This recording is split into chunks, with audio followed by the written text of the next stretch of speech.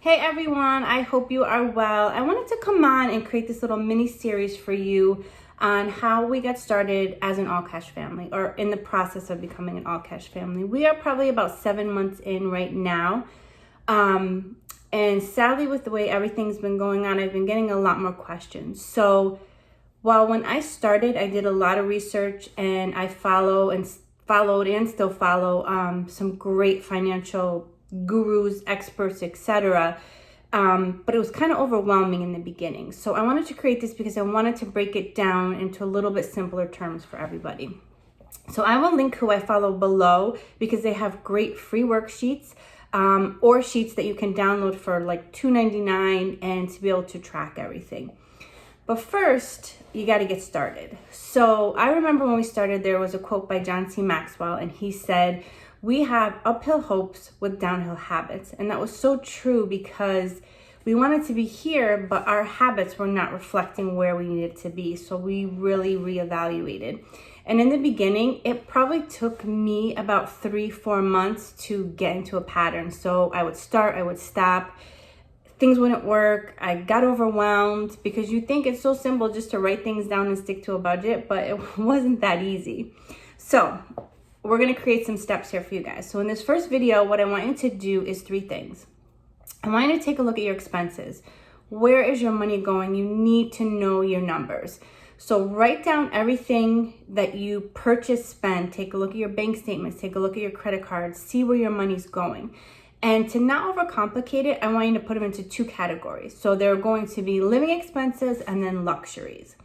Now, when it comes to those variables like your food or your gas, where you don't necessarily spend the most each week or each month, just take your average over the last 3 months and put that in there, because I don't want you to put where you want to go right now. I want you to put where you are. So I want you to see what your numbers are and where your money is going. The next thing is subscriptions. So Amazon, Gym, or even that app that you downloaded 3 months ago and $2.99 keeps coming out. Just write them down so you can see where your money's going. And then the third thing is create your goals. So don't overthink this. Don't complicate it. Create a long-term goal so you can see your vision. Where do you, your family want to be down the line 3 to 5 years? And then sort of create a little mini goal for you right now. So in the next 3 months, what are you looking to do? Start saving to have a month worth of expenses saved. Pay a credit card off, save for a down payment for something. So just sort of that little mini goal. And those are really important because the best advice I can give you is it does get discouraging in the beginning. You don't see results right away. You feel like you're giving up or sacrificing and you're not seeing results. You end up making a lot of mistakes while you're trying to overpay, underpay something. So having those goals are very important. And so know your numbers, and then tomorrow we'll get back on and we will figure out what do I do with those numbers. Now, I just want to end with one little thing.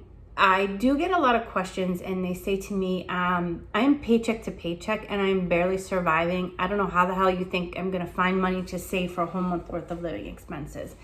And the one advice that I gave them was I felt the same way at first, but then once you realize you know your numbers, you realize where you're leaking money, because we all leak money. And little things here and there start to add up, or you may have a big leak that you don't even realize until you actually see it. So by writing down your numbers and knowing where your leaks are, we can then take those leaks and apply them to one of your goals. So I look forward to chatting with you guys tomorrow and hearing about how you've done.